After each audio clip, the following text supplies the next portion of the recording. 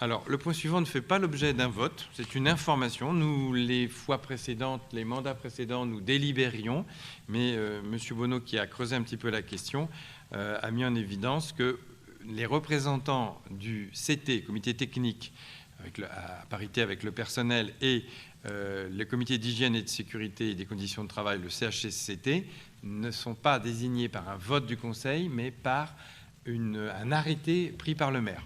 Donc, du coup, il n'y a plus de vote.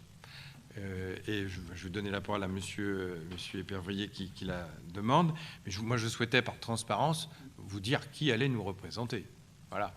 C'est ce que je souhaitais. Alors, on a à la fois, il y a beaucoup de monde, puisque c'est à parité avec les représentants du personnel qui fait des élections tous les 4 ans. Nous avons 5 représentants titulaires et 5 représentants suppléants. Donc pour les titulaires, et ce seraient les mêmes pour les deux, parce qu'il y a 2 comités. La loi dit que dans le mandat, il devrait y avoir une fusion, mais bon, on verra quand ce sera le cas. Pour l'instant, il y a 2 entités. Il y a une réunion du CT, une réunion du CHSCT, mais ce sont les mêmes représentants pour les élus. Donc moi-même, Bernadette Berthet, Nicole Chotard, Marie-Pierre Rattez et Dominique Devet comme titulaires. Et comme suppléants, Elisabeth Le Gourriérec, Bernard Barrault, Michel Alexandre, Nicole Le Blévenec et Marie-Bernadette Bourreau. Voilà. En suppléance, oui. On a mis en suppléance parce qu'il fallait compléter. Il y avait une intervention de M. Épervier. Non. Oui, à ce stade.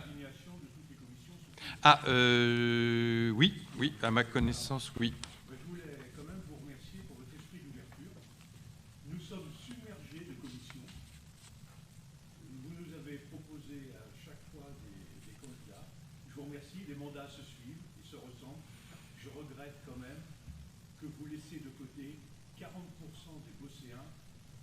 Vous ne commencez pas votre mandat par un esprit d'ouverture remarquable.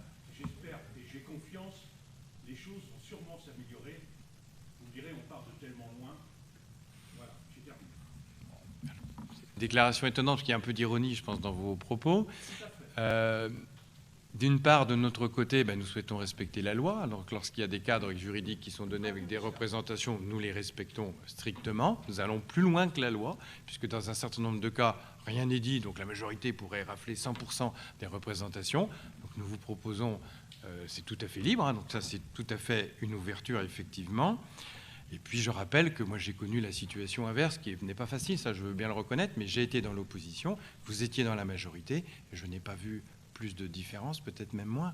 Donc, je ne vois pas trop le sujet. Mais, voilà. Non, mais il y a un souci.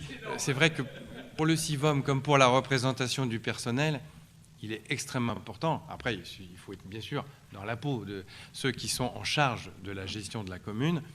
On ne peut vraiment parler que d'une seule voix. Il faut simplement imaginer que le score aurait été inverse et vous m'auriez dit exactement la même chose.